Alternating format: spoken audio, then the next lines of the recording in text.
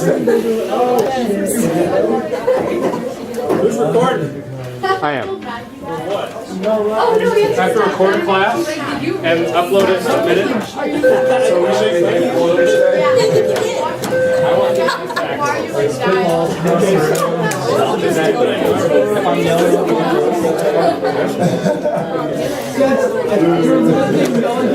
for them talking. Okay, so here's what happens. This thing right here talks, and I have to tell it to shut up. Very nice. That's so important. Yes. All right, guys, we got to roll, okay? We're doing a lot today. Where's Mr. Hudson? Not in the room. All right, take a seat. I need everyone. I'm going to make a few announcements. Number one, I am rolling a camera in the back. If you didn't see that, it is currently recording. Y'all can wave and say hi if you want. I have to upload a video to Wartburg of me teaching for other people to view. And I'm picking your class, so you're the big winner. Yeah. Second announcement. We have tests on Friday. Tuesday, encore. Review for the test. Also maybe Thursday in class, depending on how far we get. I want to get to question 45 today on notes. I also want to do a PowerPoint. I also want to show you a video of why World War I sucked. Yes.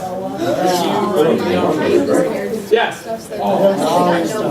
But first, before you take out your notes, I have to give you a free test. Because it's a Wartburg assignment, and I want to see how well you guys know World War I. Free test is not graded, just do your best.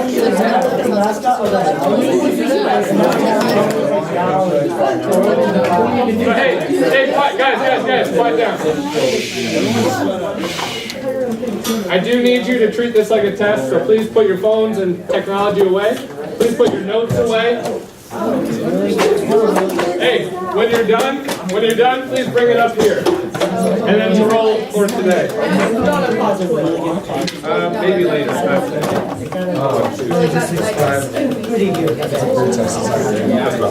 Yeah. Yep, that's about it.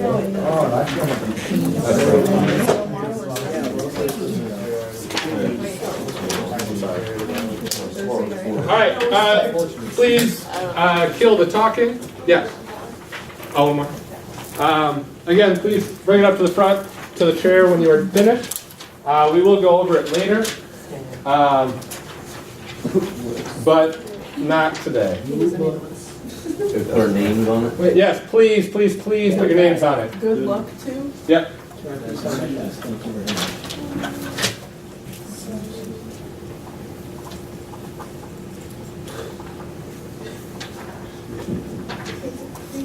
It's just 7 questions. Just do your best. It's not graded. I'll probably give you 10 minutes max.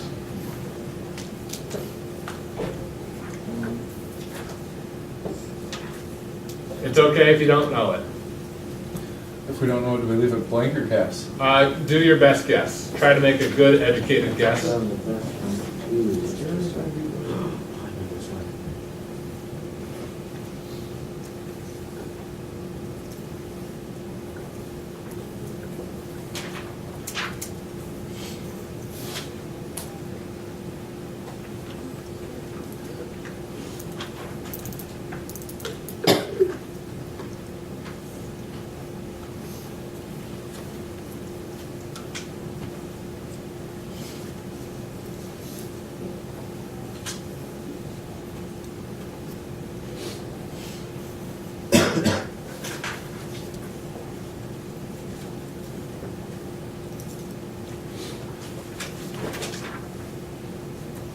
It's front and back, just 7 questions.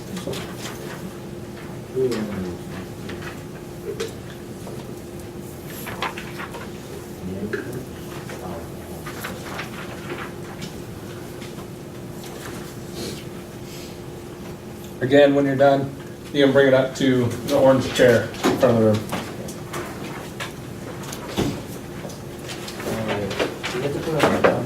Yes, please put your names on it. I want to see your guys' growth from pre to post test. No one skipped that. Sorry.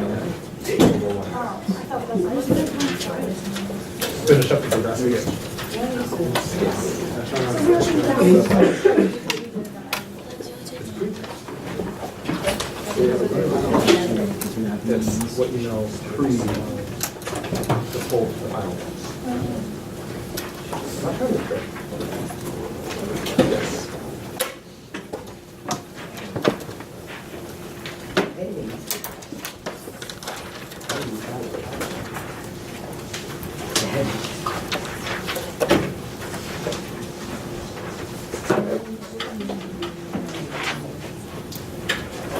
Yeah, that is not a good step. Okay, I didn't say anything. It's fine. I'll take care of it. Stop.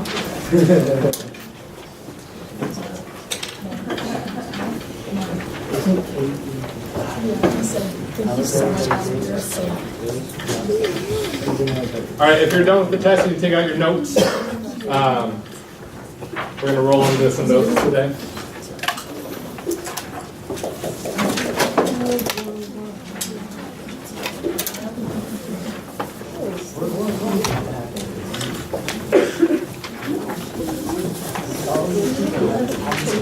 That was wrong. I didn't know that. Pass it up.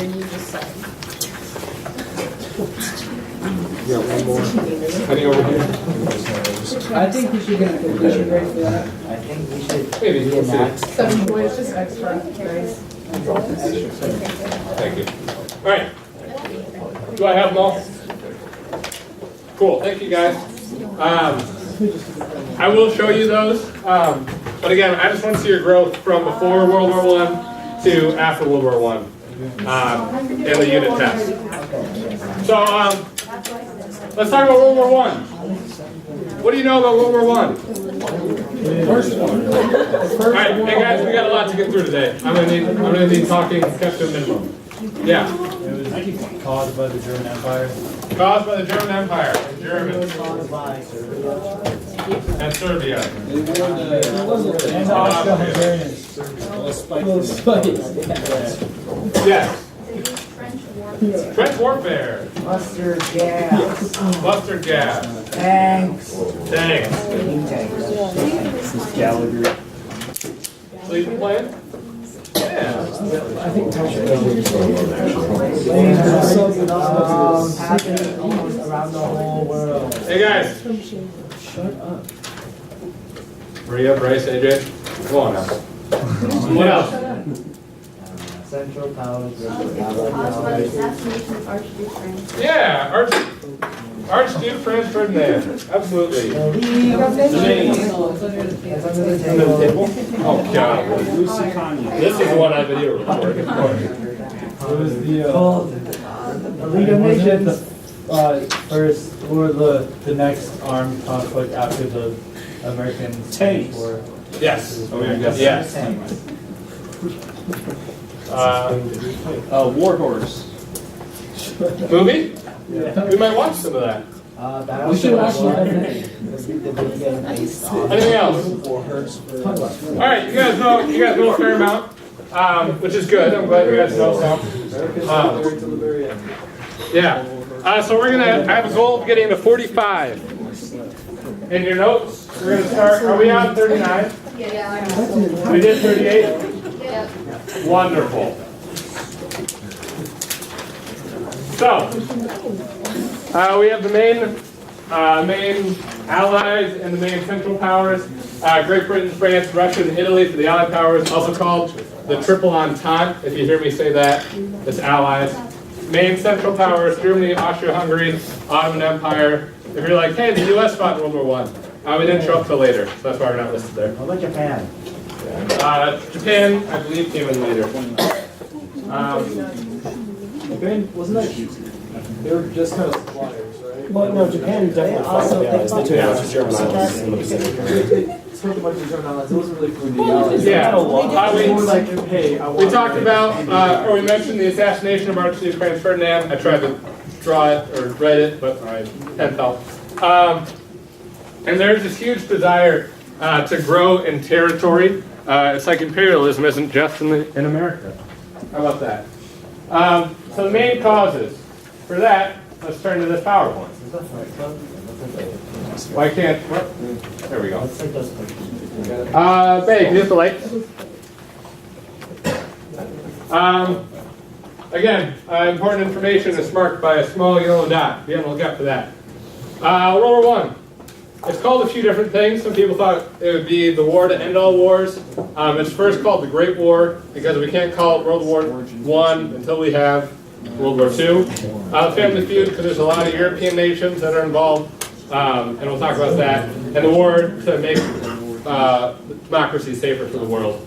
You don't need to take scrupulous notes over this or anything. It's just a brief overview. But this is a new note, the main causes. We have militarism. Countries are building bigger and bigger armies, and that is causing kind of other countries to be nervous about what's going on in that country. Alliance system. There are so many treaties and so many alliances that it's not even worth going into them because it would take so much time. But what treaties say what country backs what country, it gets to be a mess. But it's basically you're helping your friends out. We have imperialism. And again, just like American imperialism, expanding, growing in territory, all the countries are doing it. And then finally, nationalism kind of wraps up everything. My country is the best because we have the bigger armies, we have the better friends, we have more territories, things like that. That makes sense? 4 main causes, M-A-I-N. We good for notes? Yeah. Cool. This is a good map just to lay some things out. In the red, we have Germany, Austria-Hungary, Bulgaria, Ottoman Empire. And then we have Russia, France, Italy, Great Britain, and Serbia. This is a triple entente, the Allied powers. These are the Central Powers. This is a good map if you really sit down and you notice everything about it. It's just talking about the different nationalities and things like that. Let's look at some major players. I don't know how to pronounce a lot of these names. Or some of them. George Britain for Great Britain, Nicholas II for Russia, Victor Emmanuel for Italy, President Poincaré for France. Sure. Wilhelm II for Germany, Franz Joseph for Austria-Hungary, Enver Pasha for the Ottomans. Leaders of the main powers. I do want you to take notice of one thing. This is George V of Britain and Nicholas II of Russia. They are cousins. I saw these pictures and I was like, that's the same picture. It's not. But they are cousins. Their grandmother, they had the same grandmother, I believe. So there you go. Good map, just to lay things out. Again, we got the Central Powers in green. We have neutral powers in red. Switzerland's always neutral. And then the central, or the Allied powers in yellow here. It shows Portugal as allied. Yeah, maybe they got in at the end. That's good. We have the Balkans, which on this map is down in here. And this is just to show all the different nationalities and different people we have packed into this really small space. So in the shades of green, all throughout are Slavic people. The blues are Romance peoples, Italians, and all of them. And then we have the Germans and the Hungarians, and then other minorities mixed in. A lot of different people, different nationalities, all really jammed into one area. Another map, we have West Romance here, West Germanic here, North Germanic people, Eastern Slavs, Western Slavs, East Romance, South Slavic. I mean, just a lot of people, a lot of different nationalities. We have a spark. This is Archduke Franz Ferdinand and his family. Oh, nice family portrait. He's gonna take over the world. He's gonna do some great things. He's going places. It's like he's gonna get shot in Sarajevo. The guy that shot him is this assassin, Gavrilo Princip. He was a member of a terrorist organization, an extremist group in Serbia that was very anti-Austria-Hungary. The group was called the Black Hand. Kind of an interesting story. So they knew Archduke was going to be taking this stroll in a car, and so they said, okay, this extremist group, we're going to plant a bomb here, which is the longest route, it'll be great. And bomb didn't work. So they were like, oh shoot, we blew our chance. So he's walking away all depressed, and all of a sudden, the driver takes a wrong turn, and he just happens to run into this guy. And so now Gavrilo Princip is like, oh yeah, that's the Archduke we tried to kill. And he kills him. So again, he's from Serbia, and that was the Austria-Hungary Duke. And so now Austria-Hungary's like, Serbia, you suck. And then Serbia's like, crap, we're a lot smaller than Austria-Hungary. Russia, help. So Russia comes in and help. And then Austria-Hungary's like, ah, crap, Russia's helping. Germany, help. And Germany gets involved. And then Russia and Serbia are like, shoot, we need more people. France, help out. France gets involved. And France is like, I don't go anywhere without Great Britain and Italy. So they come into the mix. And then as a result, Bulgaria and the Ottoman Empire get dragged in. Again, it's the alliance system, it's all those treaties and all those friendships that were made that results into that. Quick timeline. Archduke is killed June 28th. A month later, war is declared on Serbia by Austria-Hungary. 2 days later, Russia declares war on Austria-Hungary. A day later, Germany declares war on Russia. 2 days later, Germany declares war on France. A day later, Great Britain declares war on Germany. So just craziness all around. And this alliance system, that quick back and forth, all leads to, I'm only here because of him or her or this person or that country. And so that's why we have countries pointing fingers at each other. Great Britain, France, Russia, Italy versus Germany, Austria-Hungary, Ottoman Empire. Anybody take French? How do you pronounce this? Magnol? I don't know. I was told it means speed bump, so I'm calling it the speed bump. So for all intents and purposes, the desk is Paris. Okay? And thankfully we have 4 French people that will stand up and they'll defend Paris. Stand up.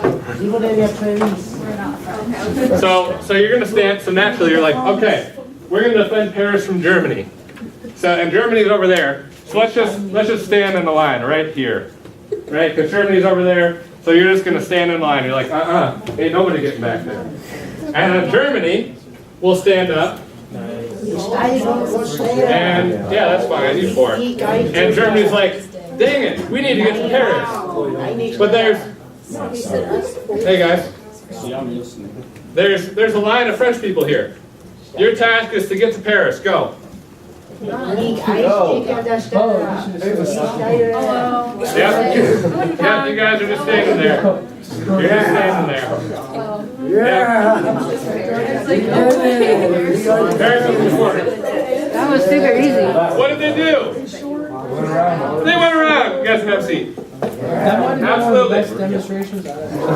That's what'll happen. You got just great acting. You really sold it. You really put your heart into it. I mean, I just for the camera and everything. Just great. That's what'll happen.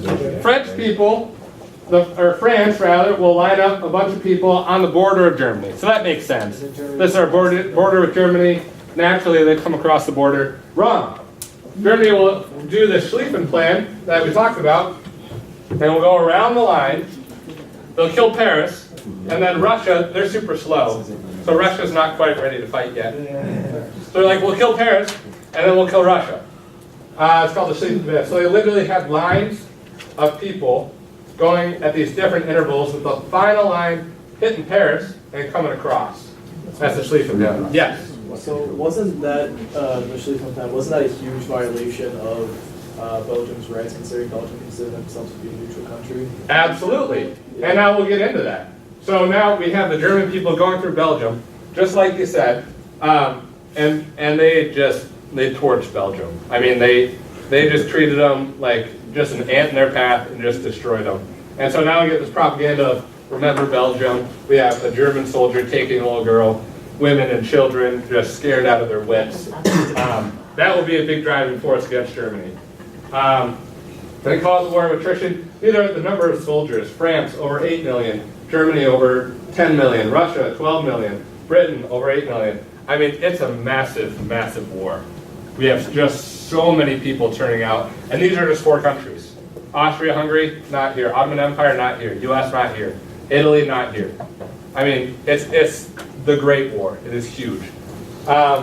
It's also a multi-front war. So Germany is like, oh, they just wanted Serbia at first. And then through the alliance system, people get involved, countries get involved. And now they got Russia here and France over here. And we're like, shoot.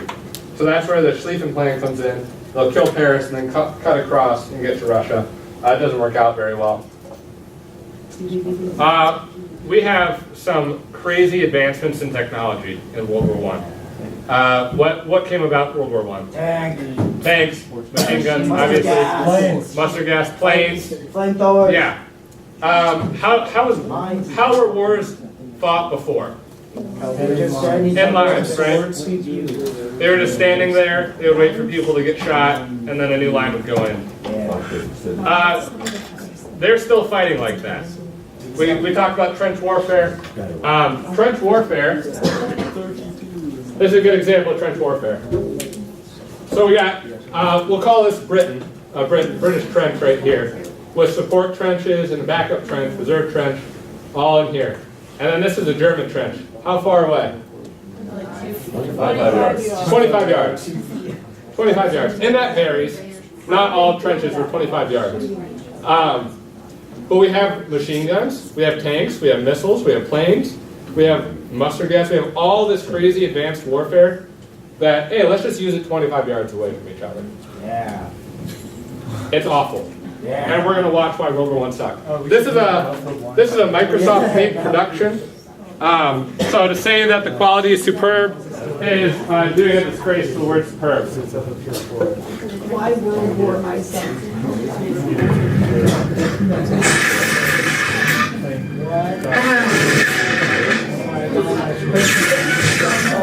Oh, it's graphic. I apologize. Oh, no. As graphic as Microsoft made can be. Okay, gents, let's move it. Go, go, go, go. Start coming. Go, go, go.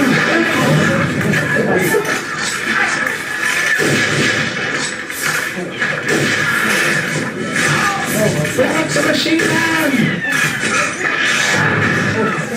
Fire.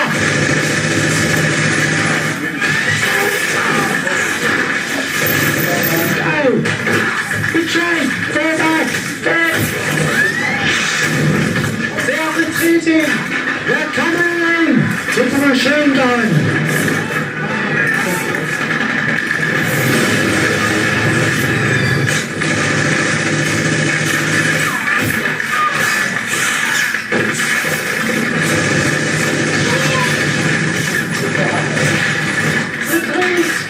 Let's go now, have a surgeon! Oh, he's making a charge. Let him do it! Watch out! He's okay. Oh, yeah.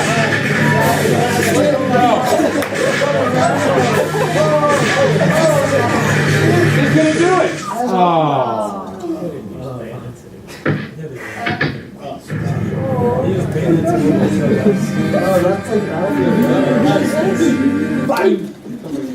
There you go. So, Bo. Yes. You're writing a story about a hero from the Civil War. Okay. Okay? And he's in a battle. What actions does he do in this battle to make him heroic? His team was losing and he killed a whole bunch of their men because their team needed him to. Right. So what's his weapon? What's he using?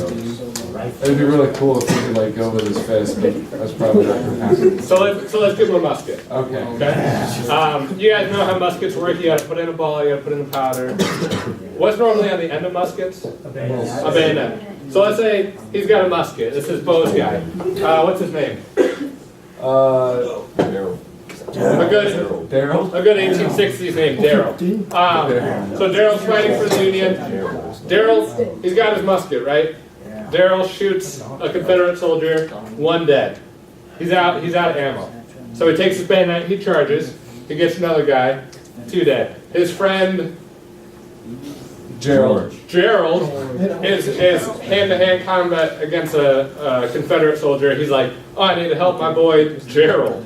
And so he goes over, he helps his boy Gerald, he kills that guy, and then let's say he runs back to safety. So he's killed 3 guys, 4 guys, whatever. And you kind of saw in World War I, why it sucked, a guy tried to do that. He's like, okay, give me a gun, here we go. And he's running across no man's land, and he's killing, and then what happens? Oh, this machine gun just annihilates him. That was heroism. That's what a lot of grandparents would do. If they were fighting in a war, that's what they remembered. They remembered a guy being brave, running across, taking care of things himself, hand-to-hand combat. And so that's what they're going to go into this war thinking. Yeah, it's not, we'll address it later. This is a good diary of a British guy fighting. I know it's British because he says chaps to refer to his friends. So he's fighting in the trenches, he gets to the trenches, he gets lost in the trenches or wandering around for 2 hours. There's a pretty smart German sniper. Bryce, AJ. Thank you. There's a pretty smart German sniper. He's killed a number of our men. He's been working in the trenches just 30 yards away from the Germans. That sniper, he got another victim this morning. He hit a sandbag and just kept shooting at the sandbag to try to get through it. Hot sniper got 2 more victims, 2 brothers. Oh, March 29th. I think that cracked sniper must be killed. Sorry to say one of our chaps got killed this morning by a sniper. He wasn't killed. Just on the point of being relieved when he forgot himself, put his head above the parapet, which is atop the trench, and a bullet got clean through his head. So he forgot for 2 seconds and stuck his head above the trench, and just like that, he's gone. Because he's 30 yards away. Went to the doctor, I got a cut on my ankle a couple weeks ago. He said it was septic poisoning. What's septic poisoning? Poop. Yeah. So he's walking around in the trenches with a cut on his foot. Poop gets in it. He has septic poisoning. German bullet came through the doorway and hit a sandbag right above a chap's head. Went to a stream and found something for tea. We had a mouse in the cage with us in the gallery so that we would be warned in time if the gas got very bad, because the mouse would feel it first, theoretically. We got enough gas to make us sick, and the mouse was still alive and kicking. So that didn't turn out too well. Good diary, primary source, love it. Trench foot. Remember that cut that he had? So this is what feet would look like. Because you're walking around, it's dirt. I mean, you're digging out trenches out of dirt. It rains, it turns into mud. You're not leaving the trenches for multiple days, so you gotta take care of your bowel movements, put it correctly, in the trench. And this is some results. Yeah. Oh, no. Yeah, we lost some toes up here. It's all, I mean, it's brutal. Have you seen Forrest Gump? What's the first rule of warfare? Change your socks. Change your socks. You gotta keep your socks clean. Can they keep up with that? Not quite. That's the result. Again, trench warfare. We got a trench here, front line, no man's land. So we got back up here. We'll watch Warhorse maybe. Anybody know about the Christmas truce? Oh, yes. It was during Christmas. All right, Cole, go for it. What? No. Christmas truce was a truce on Christmas Day in 1914 between the Germans and it was the French and the British, and they played games of soccer until their commanders made them stop. And Yeah. the next day they started killing each other again. No. Yeah, say that louder. It was a war between countries, not a war between men. Oh, I love it. Absolutely. Do they hate each other? Do the British and the Germans hate each other? No. No. In World War II, did they hate each other? Yes. Yeah, because Hitler was kind of awful. But they're just told they need to fight. And so Christmas truce. Did you have anything to add, Patrick? This is how I was told.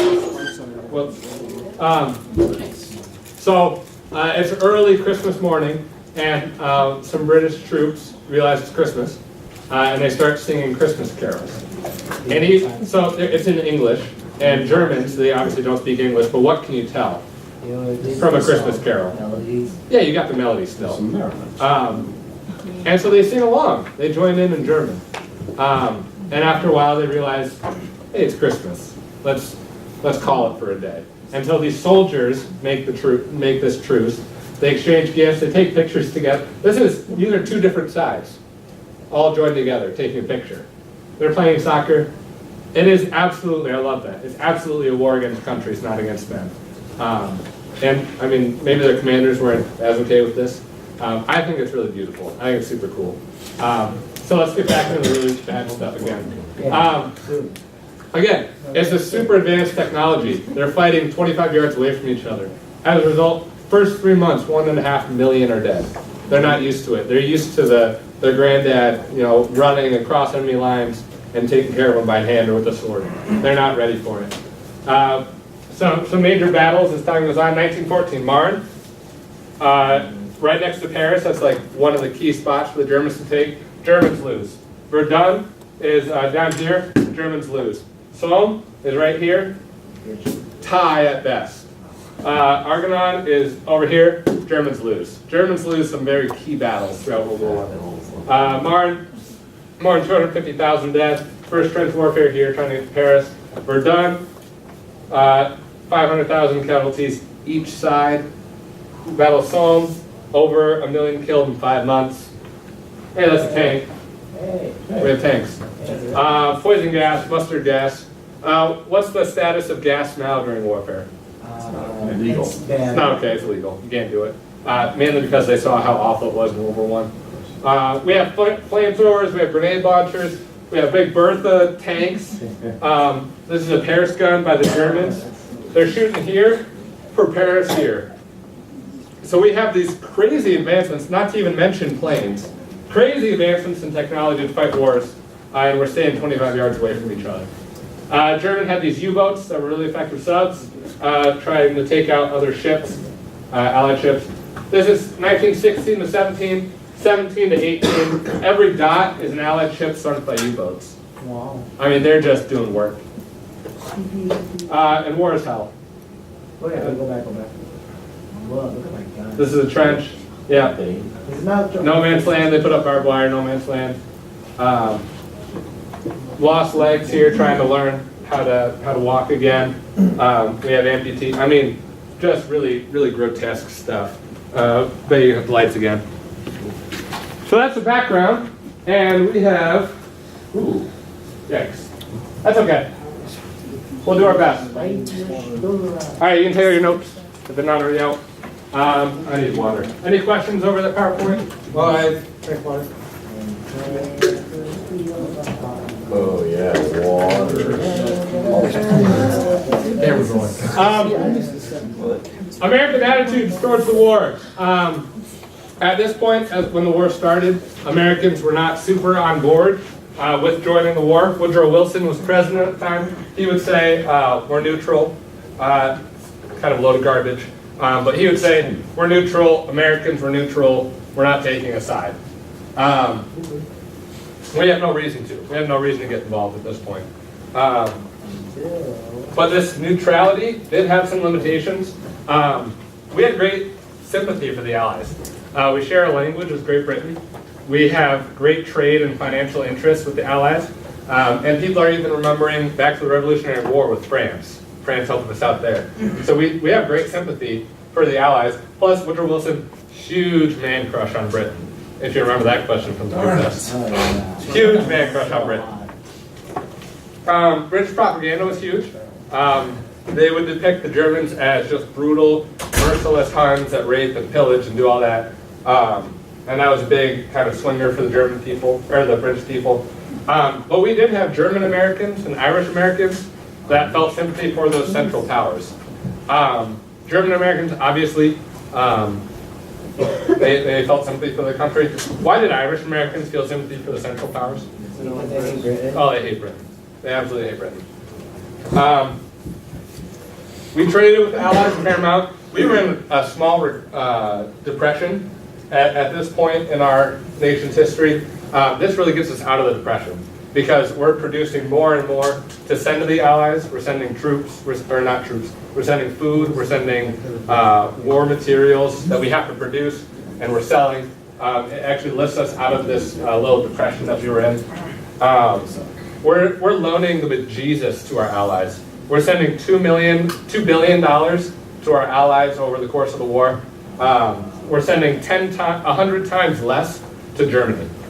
So neutrality, I say it's a load of garbage because we're doing a lot that's not necessarily neutral. We would establish a British blockade, which is focusing on neutral trading rights. Basically, any ships that kind of went along the British coast, they would have to enter British ports, so they would be searched. We were just really trying to stop the Central Powers moving resources and materials from one country to another. Excuse me. William Jennings Bryan, we'll talk about him a lot. He really didn't like what we were doing at this point. He's the Secretary of State under Wilson. That's important.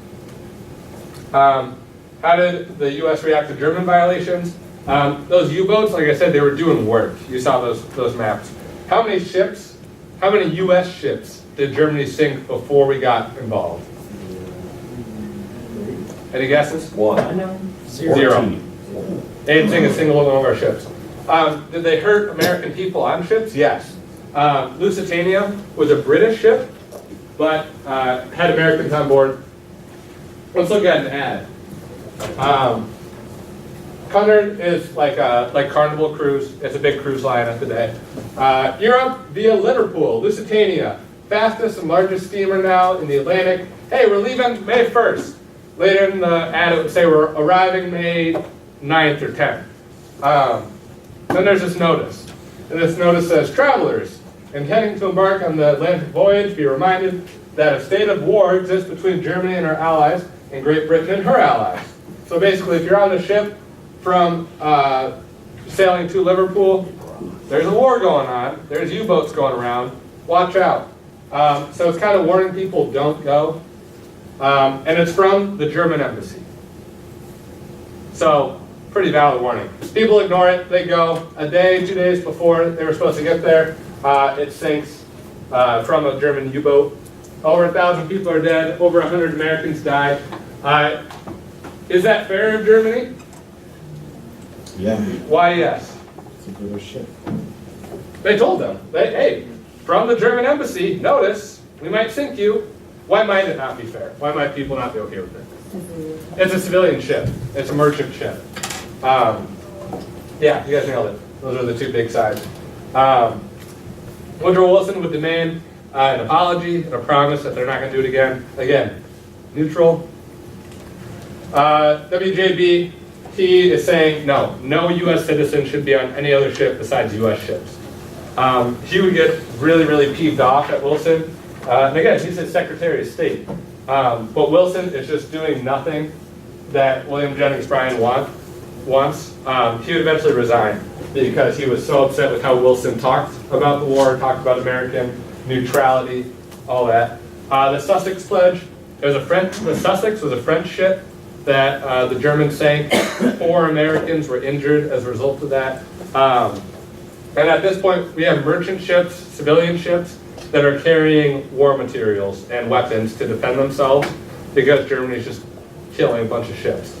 And so Germany's saying, hey, we'll stop shooting ships if you make merchant ships get rid of their weapons, and US, get your allies to obey international law. That's basically all it is. It's not super important, but that's what that is. Hey, I want to be a 45. Go me. There's this battle over preparedness. Now, if you're a civilian, a U.S. civilian, in 1914, do you want the U.S. to build up their arsenal, their army, their navy? Why? We know, look strong, be strong. Okay. Why might someone not want that?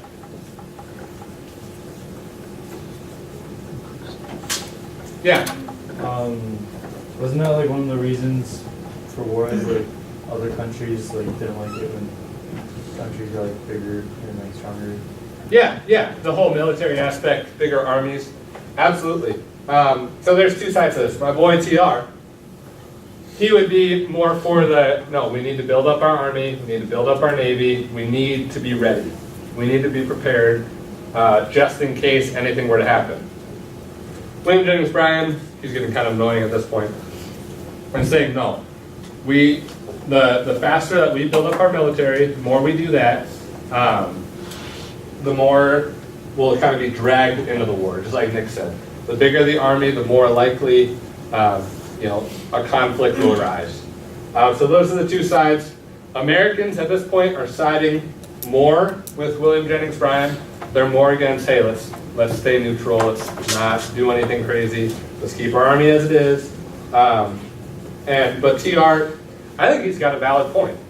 That, okay, if, let's say something happens, let's say a German ship, I was going to say flies all the way over, drives all the way over to the U.S. and bombs the U.S. And we're not prepared. That's his main argument, is what if something happens? What if we're attacked? Because there's this war. You can't deny it. There's a war going on. What if we're attacked? That's DR's main argument. Again, the American public's more with Brian. Woodrow Wilson initially is more with Brian. He is more on the, we're neutral. We're not going to build up our army. With the election of 1916, Wilson would campaign on staying out, like, I kept us out of the war. That was his big shtick. I kept us out of the war. And Republicans, what would their main argument be in this election? Yeah, they would be crying, we need to join the war. We need to build up our army. We need to build up our military. So if Wilson knows, okay, this is going to be the Republicans' angle, what does he do? Alexandria, what does he do? If Wilson knows the Republicans are going to say, we need to be more prepared, how would he combat that? Probably do the opposite and try to gain power from the other side. So, sorry, rephrase that. Or he'll probably be more like, we should step back and try not to get too far into the war. Okay, and he will absolutely start with that. He'll say, no, I kept us out of the war. I kept us absolutely neutral. But to beat the Republicans to the punch, he'll kind of double back on that. And he'll say, but no, maybe we should get prepared. Yeah, let's get prepared. I'm for that. So he knew the Republicans were going to say, look, you said you kept us out of the war. And he's like, absolutely, but now let's be prepared. I think we need to be prepared. And with that, with the help of women and socialists, he will win the election, and then he'll get us into the war. And we will stop there. Are there any questions? Anything at all? Again, test on Friday, review on Encore. We're going to do this day. What's today's date? 29. Anybody's birthday today? Like a month and a half. That's not today, Who's born? Thomas Paine was born. President McKinley was born. King George III died. Right. Andrew Jackson calls in the military on laborers. For the first time in history, the military was called in on American labor. Edgar Allan Poe wrote The Raven. It was published, excuse me. Kansas, you are now a state. Congratulations. That's about it. Kind of a boring day. What about yesterday? What about yesterday? Yesterday, the Challenger exploded. You guys know what a Challenger is? Yeah, 72 seconds in the air with a teacher on it. And it blew up on national television. First commercial phones made their calls. That's exciting. American forces are recalled from Mexico after nearly 11 months of fruitless searching for Pancho Villa.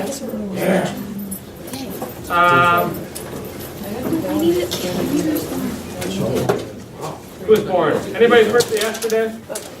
Jackson Pollock was born. Different Pollock, but he's cool. He's an artist. Nobody was really born. How about Tyler? Hey, thank you guys for a great day. Have a good one. Change the world, or at least don't hit anyone.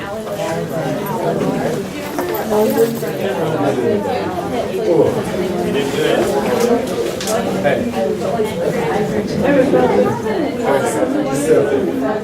I always see that on the spot. I always do that. Camera. Have a good day, guys.